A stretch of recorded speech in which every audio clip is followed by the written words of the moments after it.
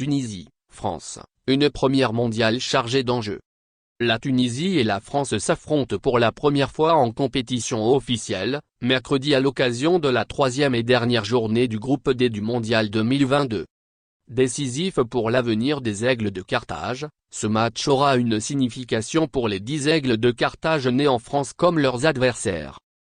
Tunisie et la France s'affrontent mercredi 16h à l'occasion de la troisième et dernière journée du groupe D du mondial 2022.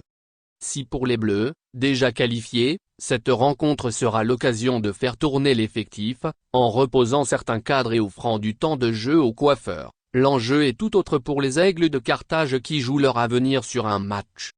Avec un point en 2 journées, les coéquipiers de Youssef Messakhni peuvent encore se qualifier en cas de victoire, et à condition que le résultat de la rencontre Australie-Danemark, qui se déroulera simultanément, leur soit favorable.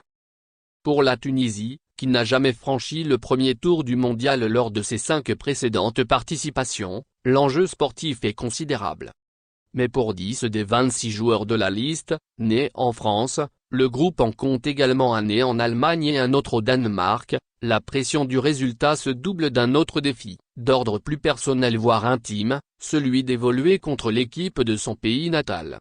Si les deux équipes se sont déjà croisées 3 fois en amical, en 2002, 2008 et 2010, depuis l'assouplissement de la réglementation FIFA sur les binationaux, c'est la première fois qu'elles le font dans le cadre d'un match de Coupe du Monde, décisif pour la Tunisie qui plus est. Des matchs très particuliers. Formé au Paris Saint-Germain et passé par le Slavia Prague et l'Espérance de Tunis, Hossein Raghed a choisi très jeune de mener sa carrière internationale sous les couleurs de la Tunisie. Lui qui a affronté les Bleus évoque des matchs à part dans sa longue carrière. C'est une sensation très particulière, raconte l'ancien milieu de terrain. Tu joues contre des personnes que tu connais très bien, qui parlent la même langue que toi. C'est le pays dans lequel tu as fait ton éducation, dont tu as pris l'habitude d'entendre l'hymne national. À partir du moment où tu décides de jouer pour l'équipe nationale tunisienne, il y a des choses qui changent, mais il y a des choses qui restent aussi. Quand tu es binational, tu es né en France et tu y as vécu toute ton enfance et ton adolescence, et ce sont des choses qui te marquent à vie. Tu as aussi beaucoup d'amis qui sont français. Tout cela fait de ces matchs des matchs très particuliers. Vainqueur de la CAN 2004, Radi Jaïdi voit lui la situation avec les yeux d'un Tunisien de souche. Jouer contre son pays natal, cela va être émotionnel pour quelques-uns, surtout les plus jeunes. Mais c'est aussi un petit challenge pour ces joueurs qui ont choisi de jouer pour la Tunisie, qui reste le pays de leurs parents, estime le natif de Gabès. Devenu entraîneur, l'ancien défenseur conseille de laisser ses émotions sur le côté une fois entré sur le terrain, ce match-là est décisif, les joueurs doivent être très concentrés sur leur sujet. Cela doit leur faire plaisir de pouvoir jouer contre la France et de s'étalonner par rapport à cette équipe. Le staff serait bien inspiré de faire de ce poids de l'histoire une force. L'entraîneur peut jouer sur le fait que l'on n'a rien à perdre quand on joue contre une équipe comme la France, qui défend son titre, juge Radi Jaïdi. Naturellement motivé contre la France. Dans un stade d'Education City qui s'annonce majoritairement acquis à la cause des Tunisiens, le public peut influer sur la perception du contexte. J'ai eu la chance d'en jouer 2, l'un à Paris et l'autre à Tunis.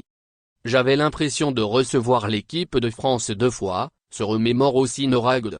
Quand on a joué au Stade de France, le stade était plein de Tunisiens, dont sûrement beaucoup de binationaux comme moi, la Marseillaise avait été sifflée, tout comme le jeune bleu Hatem Ben Arfa, d'origine tunisienne.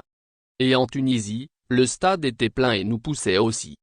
2 sensations complètement différentes, avec beaucoup plus d'amis et de personnes connues à Saint-Denis, dans un stade que j'avais vu se construire, puisque je suis du 20e arrondissement de Paris.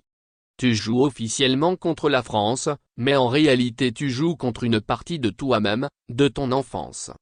Si la charge émotionnelle ne s'annonce pas simple à juguler, les bonnes prestations réussies par le passé contre l'équipe de France pourraient inspirer les Aigles de Carthage en quête d'un exploit historique. La Tunisie a toujours réussi de belles performances contre la France. On est naturellement motivé quand on joue contre une telle équipe, plaide Radi Jaïdi.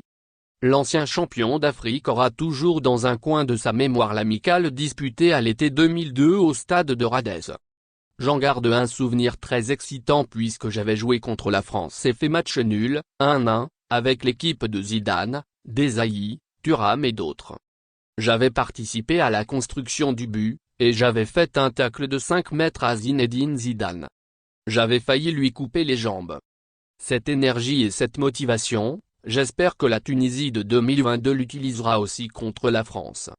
Tout un peuple signerait des deux mains pour que ces vertus soient au rendez-vous mercredi. Merci de bien vouloir activer la cloche et de cliquer sur j'aime.